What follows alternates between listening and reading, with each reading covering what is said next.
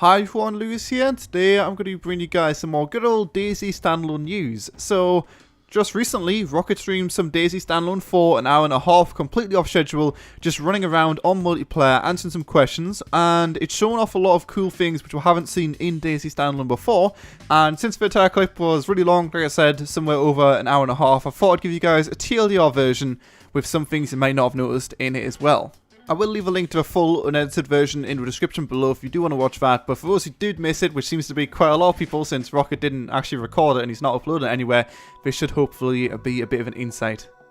Anyway, starting off at the beginning, of course, since this was completely unscripted, Rocket just showing off some random features which a lot of them we haven't seen before. This is actually one of them right here. You may have seen it about 7 months ago or so, but obviously one of the big plans for Standalone was to have multiple races to select, genders, and also being able to customize your character. And the way it works right now is you basically change all the stuff right here, and when you respawn again, this is the character you will play. So it's not like you can walk around as a white man, change this on your main menu, and then walk around as a black man. It doesn't work like that, but you can change your default character to give you an individual look. And it's definitely a big step up from the DayZ mod, since it was very weird to customize a character. But I'm sure in Standalone, pretty much everyone will have their own individual look, and maybe people will even select female now, who the hell knows. All of this stuff is, of course, still developer art, and the game is still in pre-alpha, but it gives you a decent idea as to how the main menu will at least be functioning when it does come out. So you've obviously got the character customization, a player button, the options, all that kind of stuff. Nothing weird which detracts from the main game like it did in Arma 2, since it was just a mod. As Rocket was playing, we've seen a lot of new items which have been added to the game which we haven't seen before. This one right here is a fire extinguisher. You can use it as a melee weapon. It seems like there is a big focus on making melee combat a big part of the game. Rocket did mention in the previous video he uploaded about a week or so ago that he does want the combat to eventually feel something like chivalry. So right now, yes, it isn't quite that, but because, of course, there is a big focus on melee in the game, you'll notice you can block with a lot of these things. There's a fire extinguisher, the axe, a hammer, a baseball bat, a lot of different items. And also on top of this, Rocket mentioned that they aren't just going to all do the same amount of damage. They will have their own damage values, and on top of that, depending on whether the weapon is blunt or sharp, that will also make a difference depending on who you're attacking. Say, for example, you come across a guy who's got a Kevlar vest, which prevents you from stabbing them. Of course, a sharp item to the head is going to do a lot more damage than just poking them in the chest with a knife. Speaking of knives, yes, there is a knife in the game as well. Compared to even the last video Rocket shown just a week ago, there has been quite a lot of improvements with the game as a whole, and also you will notice a lot of things in this video which of course you haven't ever seen in a video before because it was completely unplanned. For example, the zombie AI no longer sucks, so zombies, you will notice, don't actually walk through walls. It was a big issue with a mod, but zombies from time to time, in fact a lot of the time, they would hit you through walls or just plain walk through the walls. But that's been fixed, so it is a thing which you won't notice too much in this video. And also, speaking of zombies, Rocket did mention that he did want to make, of course, the zombies a threat in the game. In the mod, after a while, once you get used to how they work, they are no longer a threat really, and Rocket wants to bring that back, and the main way he was talking about in this video of doing that was by increasing their numbers. So I'm looking forward to seeing some zombie hordes. And as well as that, you will notice some more enterable buildings. As far as I can see from standalone footage so far, pretty much every single building is enterable. I'll talk about that a bit more at the end of the video, but it is a pretty cool feature and will of course allow you to escape from those zombie hordes I just talked about. Something which you should have just seen on the screen right now as well is actually that man who's got the white shirt on right now. You're now able to rip your clothes into rags, kind of like in Project Zomboid. That's a game which Rocket said he got influenced from. But you're able to get your clothes, your pants, your shirt, whatever else, and rip it up and use that as a bandage. So it's an improvised bandage. Of course, you will lose your gear then, but if you are going to bleed out, it would make sense in real life to maybe rip up your clothes and do something about it. And on top of that, you can see how the new bleeding system works as well. Rocket also mentioned this in a video a while ago, but now instead of shooting someone and then they bleed from a random location, so for example you shoot them in the head, they start bleeding from their bum, it doesn't really make too much sense in a DayZ mod. Now, depending on where you hit them or shoot them, they will actually start bleeding from that specific location. A few other wonderful additions in Standalone as well, but you'll see we've now got an FOV slider, which you can change from the game itself instead of having to leave. I think you could change it in Arma 2, but it wasn't exactly the easiest process as well. And also, on top of that, they have took some influence again from some other games, and there's now some masks in the game. One of them is actually this one right here, which is from Payday 2, so it should make robbing people a bit easier. The mask could, in theory, preserve your identity and save your life. It's probably a rare thing to happen, but still the point is, masks are pretty cool. And speaking of player interaction, yet another revolutionary feature, but you can now flip off people. This woman right here isn't very happy, so she gives Rocket the finger. There's many instances which I think this could be very useful. Say for example you're getting shot by someone, you turn around, give them a finger, then run, and it'll probably save your life. Your finger will block some bullets or something like that. So it's pretty good. You might have also seen just a second ago to Rocket's right, the guy in the middle of us three people, you can now also put your hands up. So there's a lot of different things which you can do with your player to indicate whether you're friendly, you want to murder them. If you're going to give them a finger, I guess you kind of want to murder them, and all that kind of stuff. So it should make player interaction a bit more interesting, and also if you're fresh spawn, probably reduce the chances of you getting killed. If you're in a terrible situation, you could just put your hands up, say you're friendly and direct, and they probably won't shoot you.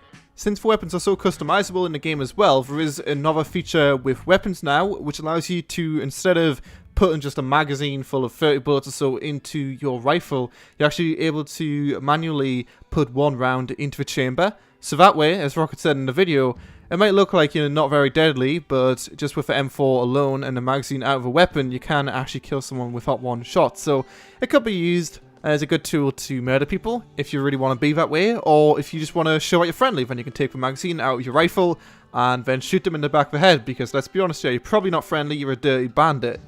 Getting our first look at the Mosin, which Rocket teased last week as well, but of course all the weapons in Standalone are going to be customizable. The Mosin, you are able to currently get 2 scopes for it. There's no other confirmation of any other attachments, but you can expect it's going to be a lot more than just the 2 scopes. A bayonet, a flashlight maybe. All I can say about it really is bolt action rifles are definitely something I enjoyed a lot in Arma 2, and I'd expect that this rifle is the kind of thing you can find in a barn, a corner shop if you're lucky, something like that, and it's still something which you can use at the end game if you do end up finding the right attachments for a weapon, or maybe you could even, I don't know, sellotape a scope onto it, then yeah, it's something which you could actually snipe with. And another new item you can see right here is a battery. This is going to be something really big in the game, of course, for things like night vision goggles and certain scopes for rifles. You're kind of curious as to how they are just turned on constantly in Arma 2. Well, of course, it wasn't designed to simulate a zombie apocalypse, but since the Standalone is designed to simulate a zombie apocalypse, it's now something they can add to the game and make people a bit more conservative with using night vision goggles and other electronic equipment.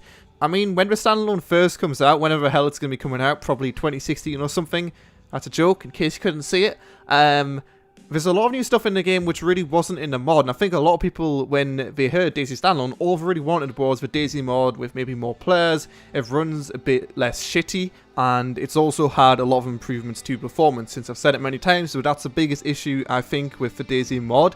It's not accessible by a lot of people because it runs really, really badly, but you can see again, there's now rotten apples, you can write stuff on notes, something which people have dreamed of for the longest time, having like diaries and being able to drop those on the floor, and then people are able to read them.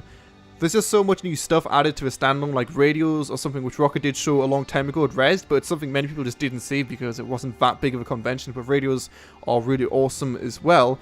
So when the alpha initially comes out, yes, it might not run amazing, it'll probably run better than the mod, but you've still got so many new things to play with. Like again, another new item Rocket showing off right now is a lovely torch on top of his head, so a lot of new stuff, and with a new inventory management, weapon customization, the ragdolls, the performance increases, the slightly better graphics, the 150 players, you get the idea, it's kind of good. From what Rocket said in the stream, hopefully these things should be a bit more regular, since Rocket did kind of stop doing the weekly dev blogs, so this is a chance to go into Rocket's Twitch chat, ask him some questions, and get an answer to them. So I'll leave a link to Rocket's Twitch channel in the description below, so if you follow that, you'll be notified when he goes live. Who the hell knows when he's going to be live next, but he said it's going to be soon, although he said soon quite a lot. And on top of that, I will leave the full unedited video in the description below. All credit to Velton for recording that. There's a lot of questions and answers in the video, so I'd highly recommend checking it out if you do have an hour and a half spare. But hopefully in this TLDR version, I did show you guys most of the new items and answer a lot of the questions you guys may have had. The final 2 things which I want to share with you guys is 2 images which Hicks tweeted. As usual, Hicks tweeting a shit ton of images, and you've got to keep in mind the videos, the images, everything, they're not at 1920 by 1080, as many people would love them to be, and even Rocket in the video, which I just shown you guys, you might have noticed if you looked at the options, he was playing it on normal, not very high. So yeah, this is pre-alpha, not playing it at max settings, so you can expect it to look better, of course, when the full game does come out. A lot of these screenshots and videos are low resolution, but this first screenshot right here shows how the world has changed from good old Arma 2 Shannara's to DayZ Standalone Shannara's. Of course, it's a new map, Shannara's Plus, and we're hoping to encapsulate the zombie spookiness inside it. So, of course, the world of Shannara's didn't exactly look like a zombie infection had hit, but now they're able to edit the map, that car in front, and those bushes all of a sudden make it look 10 times more zombie-like, somehow. And the final screenshot right here is something which I told you guys I'd talk a bit more about at the end of the video, about 10 minutes ago, so hopefully you didn't forget that. But anyway, it's actually showing off the apartments. As far as I know, this is actually in the northwest of Chernigorsk. It was confirmed a few months ago that there's an expansion to the Chernigorsk city, and this part of the city is called Novoselki. Novo, I believe, means new. Selki, I've got no idea what it means, but in Cyrillic it starts with hobo, and I can't read the rest of it, but that's beside the point. Basically, Chernigorsk has been expanded a lot, and the top left of Chernigorsk, which is this new part called Novoselki, contains a lot of civilian buildings, so apartments, very, very high apartments, and you can see Hicks right now is actually inside one of those apartments, and you can see opposite that is another block of apartments, and you can actually go inside, as far as I can see from the screenshot, every single one of those rooms.